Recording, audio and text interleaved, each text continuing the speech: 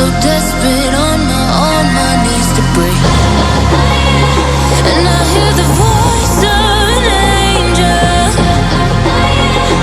telling me not to lay it down. And I feel the spirit guiding, telling me not to give up. Hold on to every promise I've been praying for. Like I hold on to every comment, won't surrender, not tonight.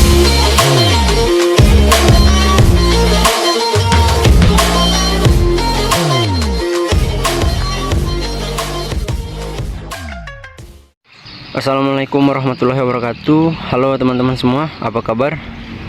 Semoga kalian sehat, banyak rezeki, dan dimudahkan segala urusan.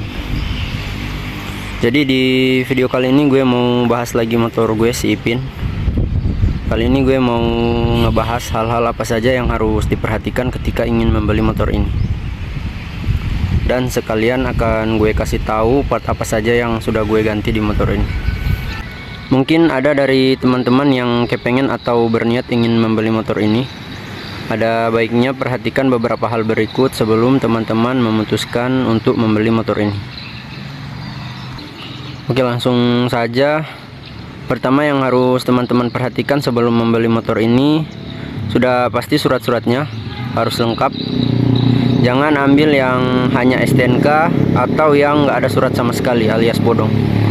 Minimal ada BPKB-nya, agar nanti jika teman-teman ingin mengurus STNK sama pajak nggak sulit. Itu yang pertama.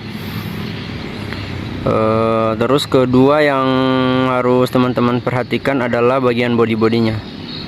Usahakan body-bodinya semua masih lengkap, nggak apa-apa sedikit kusam, kan nantinya masih bisa di-repaint lagi.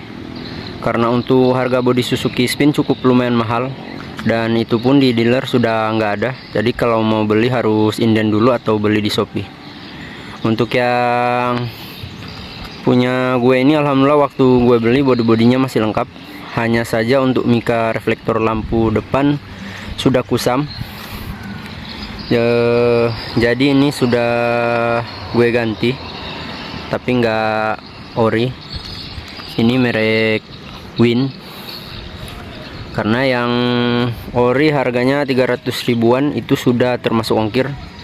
Dan untuk mika lampu remnya ini juga sudah gue ganti, karena waktu gue beli mikanya ini sudah pecah.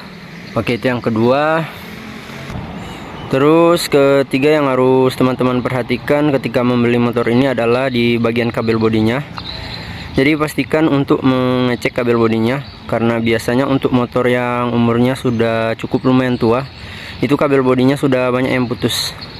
Seperti motor ini, waktu gue beli itu kabel bodinya sudah banyak yang putus, dan sempat gue sambung-sambungin, tapi malah koslet dan keluar asap. Jadi ini sudah gue ganti, harganya sekitar 300 ribuan di Shopee. Itu sudah termasuk ongkir, dan itu yang kabel bodi yang original. Next, berikutnya yang harus teman-teman perhatikan adalah bagian velgnya. Biasanya velg Suzuki Spin itu suka macet ketika mau dibuka untuk pergantian kampas rem. Seperti punya gue ini, waktu itu sudah goyang, terus pas mau dibuka udah macet. Jadi harus diketok-ketok dulu baru bisa lepas. Ini yang punya gue sudah gue ganti, tapi ini enggak gue beli baru, ini bekas punya teman gue. Soalnya waktu itu gue cek di dealer Suzuki harganya 800 ribuan per velgnya, dan itu pun harus inden dulu. Berikutnya yang harus dicek adalah sok belakang sama sok depan. Karena biasanya untuk motor yang umurnya sudah hampir 12 tahun itu soknya sudah bocor. Kalaupun dapat yang masih bagus, itu mungkin dari pemilik yang pertama sudah diganti. Yang punya gue ini sok belakang sudah diganti, ini original SGP. Sama seal sok depan sudah gue ganti. tinggal batang shocknya yang belum gue ganti. Next, ini teman-teman, itu cek bagian gearbox speedometernya, karena untuk harga gearbox speedometernya ini itu lumayan mahal. Punya gue saja belum gue ganti karena harganya gue cek di Shopee 310.000, itu belum termasuk ongkir, dan gue rasa itu harga yang cukup mahal untuk harga gearbox speedometer. Jadi pastikan teman-teman cek gearbox speedometernya. Berikut cek bagian mesin dan CVT-nya. Untuk cek mesinnya cukup mudah, gas-gas aja sampai mentok. Biasanya kalau mesinnya itu sudah nggak bagus, pasti keluar asap. Yang punya gue ini alhamdulillah mesinnya masih bagus pas gue beli. Terus kalau untuk cek CVT-nya, bawa aja jalan. Biasanya kalau part CVT-nya sudah nggak bagus, pasti akan terdengar suara-suara yang cukup mengganggu ketika dipakai buat jalan. Ini yang punya gue tinggal rollernya aja yang belum gue ganti.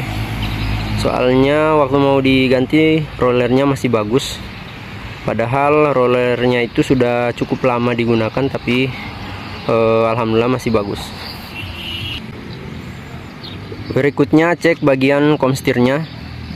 Biasanya komstir yang sudah nggak bagus itu kalau dipakai buat jalan akan terasa tidak nyaman, karena kalau mau belok itu setirnya terasa berat dan nggak nyaman ketika mau ngerem di kecepatan tinggi.